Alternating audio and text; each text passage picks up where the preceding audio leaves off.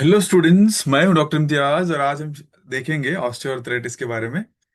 तो सोचिए, एक छोटी सी बात, अगर आपकी गाड़ी का इंजन ऑयल खत्म हो जाए तो क्या होगा? इंजन अंदर से घिसने लगेगा, आवाज करेगा और धीरे धीरे चलना मुश्किल हो जाएगा। हमारे जॉइंट्स भी एक मशीन जैसे होते हैं।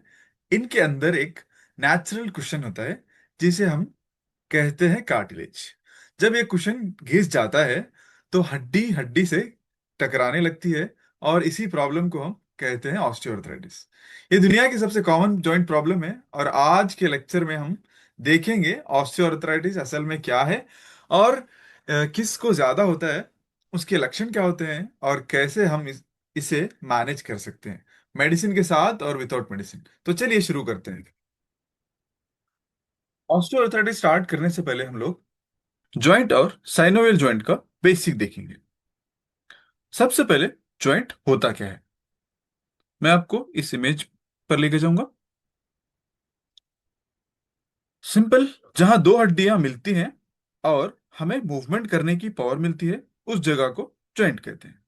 ये दो हड्डियां मिल रही हैं और हमको मूवमेंट करने की पावर दे रही हैं, उसको जॉइंट कहते हैं। अब सबसे इंपॉर्टेंट है साइनोवियल जॉइंट। ये हमें फ्री और स्मूथ मूवमेंट अलो करता है। इसके पार्ट्स याद रखिए।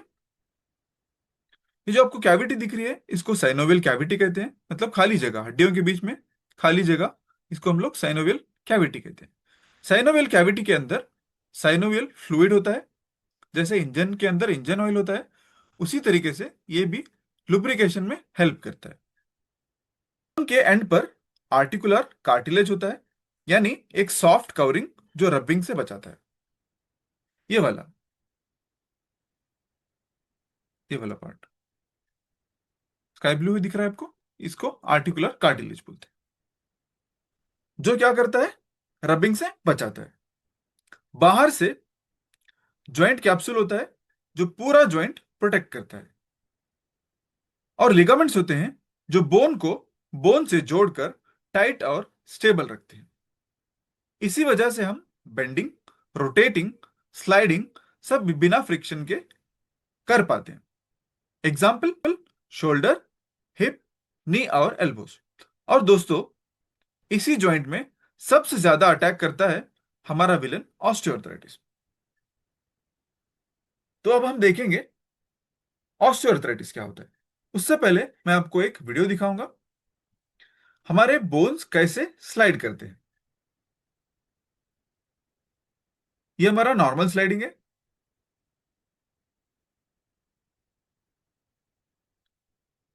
ये जो आपको ये दिख रहा है स्काई ब्लू कलर, ये आपका आर्टिकुलर कार्टिलेज है। तो हम लोग देखेंगे ऑस्टियोआर्थराइटिस। ऑस्टियोआर्थराइटिस शब्द को समझने की कोशिश करते हैं, जिसमें ऑस्टियो मतलब बोन होता है, आर्थ्रो मतलब जॉइंट, और आइटिस मतलब इन्फ्लेमेशन या सूजन। लेकिन इंटरेस्टिंग बात यह है कि ऑस्टियोआर्थराइटिस ज्यादा इन्फ्लेमेटरी डिसीज नहीं है। ये एक वेयर एंड टियर डिसीज है। मतलब समय के साथ जॉइंट के कुशनिंग मटेरियल यानी कार्टिलेज धीरे धीरे खत्म होने लगता है, पर्टिकुलरली आर्टिकुलर कार्टिलेज। कार्टिलेज को आप एक रबर पैड या स्पॉन्ज की तरह सोचिए, जो हड्डी को हड्डी से टकराने से बचाता है। जब ये थिन हो जाता है, क्रैक हो जाता है या कंप्लीटली घिस जाता है, तो अंदर की बोन सीधे रब करने लगती है। इससे पेन, स्टिफनेस और मूवमेंट में रेस्ट्रिक्शन होता है। और सिर्फ इतना ही नहीं, धीरे धीरे जॉइंट के आसपास एक्स्ट्रा बोन ग्रोथ भी हो सकती है, जिसे हम ऑस्टियोफाइट कहते हैं। ये भी पेन और स्टिफनेस को बढ़ाते हैं। तो याद रखिए, ऑस्टियोआर्थराइटिस एक डीजेनरेटिव जॉइंट डिसीज है, जिसमें जॉइंट का स्ट्रक्चर ही धीरे धीरे चेंज हो जाता है। तो हम लोग जानेंगे ये किस वजह से होता है। ये आप इमेज देखिए, यहां पे आपको रेडनेस दिख रही है, और ये जो आपका स्काई ब्लू पार्ट था, आर्टिकुलर कार्टिलेज, ये घिसता हुआ दिख रहा है आपको, है ना? यहाँ पे कुछ गैप भी नहीं है इन दोनों के बीच में। हड्डी, एक हड्डी दूसरी हड्डी से घिस रही है। तो हम लोग जानेंगे रिस्क फैक्टर्स कौन कौन से हैं। ऑस्टियोआर्थराइटिस क्यों नहीं होता हर एक में, कौन लोग ज्यादा रिस्क में होते हैं। तो याद रखने के लिए एक निमोनिक है, एज ओल्ड बोल के। ऑस्टियोआर्थराइटिस ज्यादातर ओल्ड एज में होता है, तो ओल्ड निमोनिक याद रखना इजी है। ए से एज बढ़ने से रिस्क बढ़ता है। ए से एज यानी एज बढ़ने से रिस्क बढ़ता है। जी से जेंडर यानी फीमेल्स में ज्यादा होता है बिकॉज ऑफ हार्मोनल इम्बैलेंसेस। ओ से आता है आपका ऑक्यूपेशन और over use because of heavy physical work और स्क्वाटिंग और नीलिंग। एल से आता है लो मसल स्ट्रेंथ। डी से आपका डिसीज और डैमेज इन द पास्ट यानी पुरानी ज्वाइंट इंजुरी या फैमिली हिस्ट्री से हो सकता है। तो अगर आपको या आपके किसी रिलेटिव्स को इनमें से मल्टीपल रिस्क फैक्टर हैं, तो एक्स्ट्रा केयर और लाइफस्टाइल मैनेजमेंट की जरूरत है। तो हम लोग देखेंगे इसके लक्षण क्या हैं। किसी को ऑस्टियोआर्थराइटिस है तो उनके अंदर क्या क्या कंप्लेंट हो सकते हैं। पहला है joint pain, specially weight bearing joint जैसे नी और हिप में। दूसरा स्टिफनेस, सुबह उठकर रेस्ट के बाद जॉइंट टाइट हो जाता है जो 30 मिनट से कम तक रहता है। नेक्स्ट होता है आपका क्रिपिटस, मूवमेंट के दौरान जॉइंट में घिसने की आवाज या फीलिंग आने को हम लोग क्रिपिटस कहते हैं। नेक्स्ट आता है आपका रेड्यूस्ड रेंज ऑफ मोशन, यानी नी प्रॉपरली बेंड ना हो पाना, इसको हम लोग रेड्यूस रेंज ऑफ मोशन कहते हैं। अगला आता है आपका स्वेलिंग, कभी कभी माइल्ड सूजन हो जाती है जॉइंट के अंदर। उसके बाद आता है आपका जॉइंट डिफॉर्मिटी, एडवांस स्टेजेस में शेप चेंज होता है।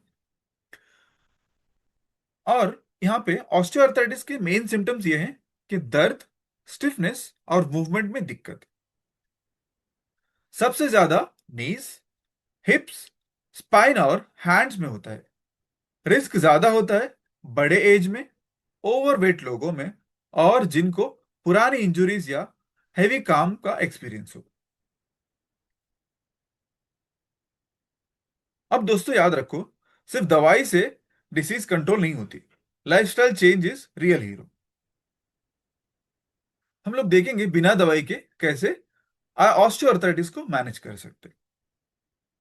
अगर वेट ज्यादा हो तो वेट कम करना, एक्सरसाइज करना, स्पेशली स्विमिंग और स्ट्रेंथनिंग एक्सरसाइज और योगा।